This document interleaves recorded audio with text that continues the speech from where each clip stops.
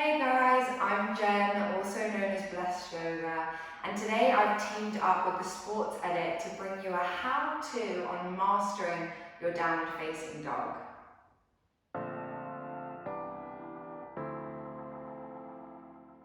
So down dog is probably one of the most well-known poses in the Western world of yoga. It's a staple pose in most yoga practices. If you go to a class, you'll do many down dogs in a practice, but a lot of us don't actually know how to correctly align ourselves in down dog and how to feel comfortable in our downward facing dog. We often hear teachers say in a class, coming to downward facing dog, this is your resting pose, but I know a lot of us feel like it's probably not a rest, as we kind of hold ourselves shaking in our arms, shaking in our legs. So today I just want to kind of give you a little bit of insight into how you can improve your downward facing dog, how you can prep for it to kind of make you feel lighter, stronger and more in balance when practicing it. So for down dog, you kind of need to have openness through the backs of the legs, the hamstrings, the calves, and also requires a little bit of openness in the shoulders, in the chest, and also some strength in the arms and the shoulders. So I'll take you through some prep poses to kind of build to that, and then I will teach you how to correctly align your downward facing dog, so that maybe one day you can also feel a little bit of rest in your downward facing dog. So whenever you're ready, just roll out your mat. You don't even need a mat, to be honest. You can do it on a soft floor or carpet. And yeah, whenever you're ready, we'll get started. Okay, so the first prep pose we're going to talk through is our half splits, which is going to help us open up the backs of the legs to prepare us for our downward facing dog. So if you come over onto hands and knees, tabletop position, you're going to step that right foot forwards and through between your hands. If it didn't get there, you can always give it a bit of a shuffle forwards. And then from your low lunge, start to send your hips backwards so that your hips are stacking over that back knee. Walk your hands back, straighten the front leg, toes can come up towards your face. And as you breathe in, I want you to lengthen through the spine, and as you breathe out, start to fold. Now, if you're struggling here to straighten through the leg, that's absolutely fine. You can always do it with a bent leg. But if you've got some blocks, or maybe even a stack of books or bottles to hold underneath your hands, you can take them to either side.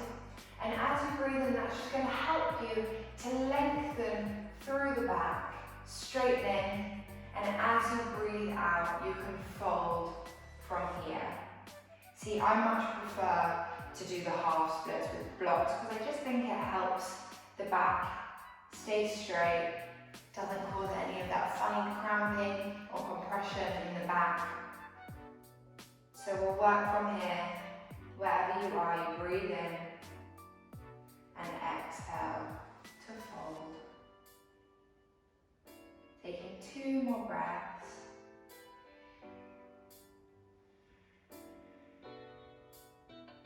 And last one, breathing in, lengthening through the back. And as you breathe out, folding deeper.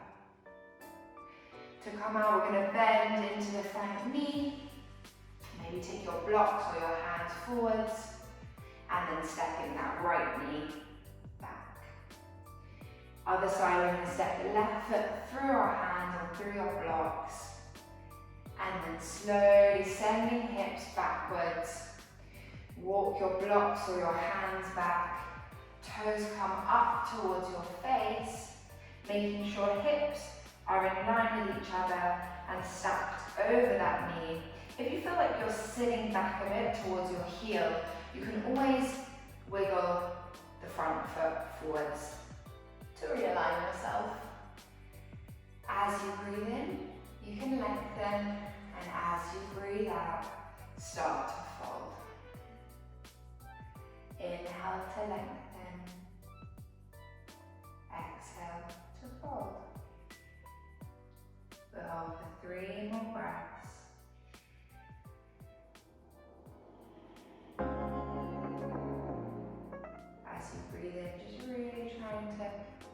stretch through the back. And as you breathe out, coming down, make sure your toes are still flexing towards your face. Last breath, if you're clenching your jaw, because it just feels a little bit intense. I'm with you. Trying not to go past the limit, just listening to your body. And then coming up. Stepping that left knee back. And that is your half splits. Our next prep pose for downward facing dog is going to be a nice calf stretch, and I find that the calves are a really hard area to get into, but the looser they are, the more we're going to be able to drop our heels down towards the ground in our down dog. So if you come over, again we're coming from tabletop, hands and knees, making sure wrists are stacked underneath shoulders, knees underneath hips. We're going to step our right foot back behind us so our leg is all the way straight. Now I want you to look back at your toes and see if you can really tuck the ball of the foot underneath. So the ball of the foot is touching the mat. Now as you breathe in, you're going to rock forwards. And as you breathe out, you're going to use your weight to push you back and try and send that back heel to the floor. As you breathe in, rock forwards, and as you breathe out, just pushing back. Good. Inhale to come forwards, exhale to push back. You should feel quite a nice stretch through the back of the leg, through the calf. As you breathe in, you come forwards, and as you breathe out, pushing back. One more like that on this side. Exhale, push back.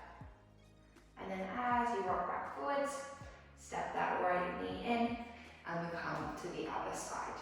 So you're going to step the left toes back, making sure the ball of the foot touches the floor. As you breathe in, rock forwards, and as you breathe out, pushing. Inhale to rock forwards, exhale, back. Just sinking that breath with the movement.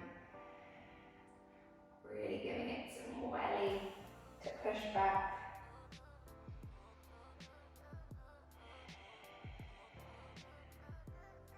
Last one.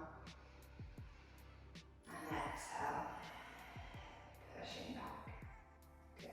Stepping the left knee in, give your arms a little bit of a shake, and that is your calf stretch. Because our down dog requires us to have a little bit of openness through the chest and shoulders, puppy pose can be a really great way to prep for that. So if you come across over into hands and knees, we're back in our tabletop, and then you're going to start to walk your hands forwards to the front of the mat, or the front of the room. Walking hands forwards. Look back and just check that your hips are directly over your knees, so they're not too far back or too far forwards. They're stacked directly over the knees. And then from here, start to send your chest through towards the floor. Now you can either take your forehead down, or if that feels okay, maybe try taking your chin down and looking forwards. And we're just going to try and melt our chest down towards the mat. Remembering to keep breathing. Keep melting down.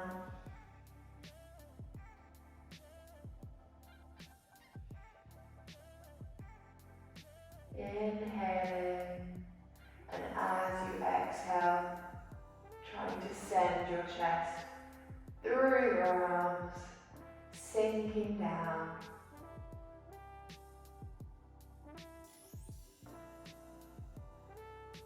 And just holding for one more breath.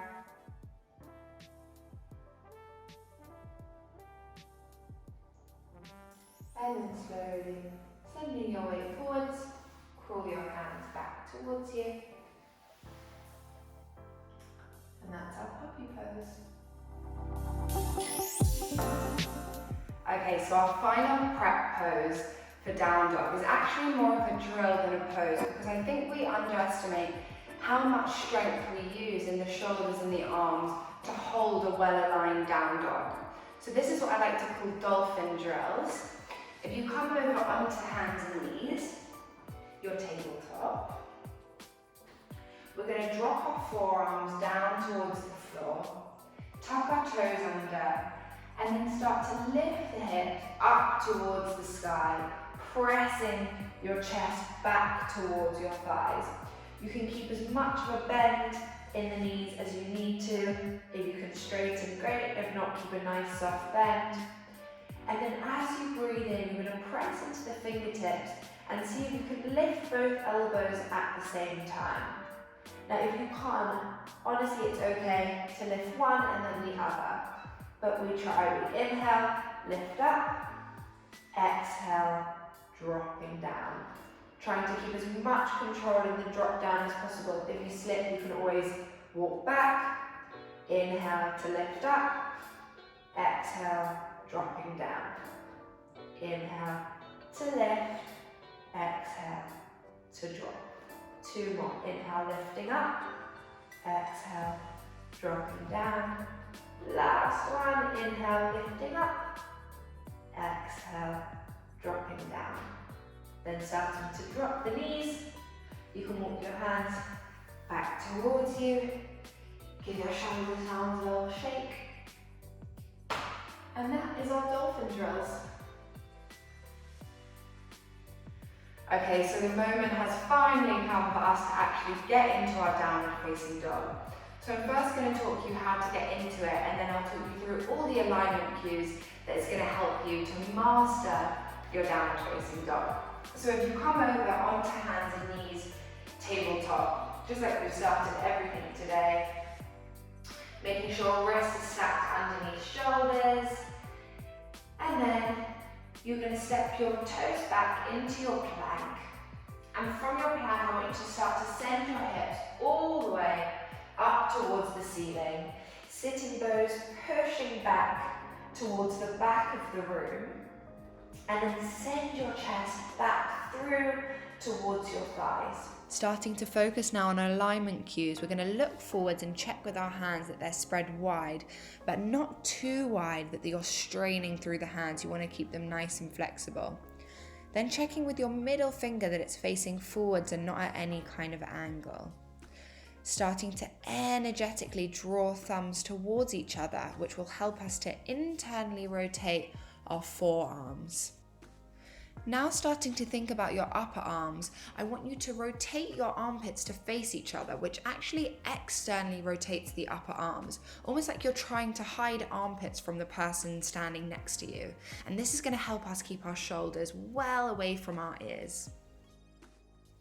Then think about sending your chest just lightly back towards your upper thighs to create a nice flat back. With our down dog, we want to engage something called our Uddiyana Bandha, which is our abdominal lock. So think about pulling the belly up and under the ribs, which is going to engage that Uddiyana Bandha.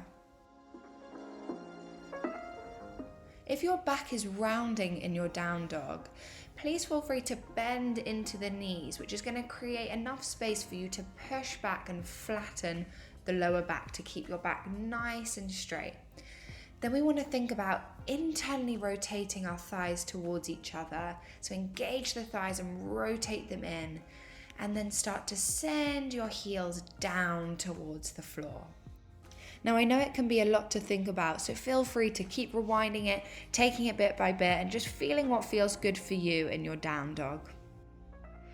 Thank you so much guys for coming to watch my how-to on mastering your downward facing dog. I hope it provided a bit of insight into how to correct some of your alignment, or maybe how to open up or strengthen some areas to help you find that nice equilibrium balance, to finally find a little bit of rest maybe in your downward facing dog. Thank you so much also to the Sports Edit for partnering up with me to create this how-to. I will link this outfit in the description below. It's from Beyond Yoga and it's such a lovely soft set. They also sell these Yogi Bear mats at the Sports Edit, which are honestly my favourite mats to practice on. I hope you have a lovely rest of your day and I hope to see you back on the mat soon. Bye!